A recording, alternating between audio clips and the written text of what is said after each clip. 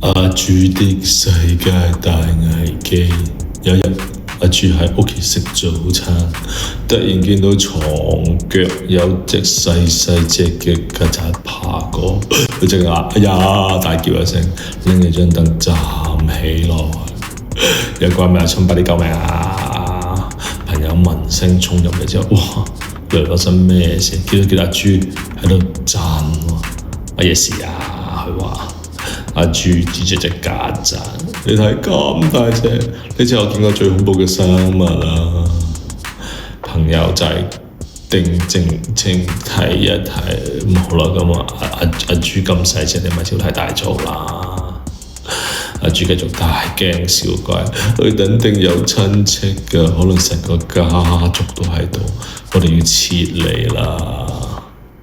朋友仔直接拎起紙巾一下鉗走隻曱甴，搞掂啦，世界末日機啦！阿朱呆咗一秒，摸個頭，咁快就解決咗啦，我係咪誇張咗啲呢？朋友仔笑住拍佢膊頭，下住記住啦，小題大做冇用㗎，冷靜啲先啦。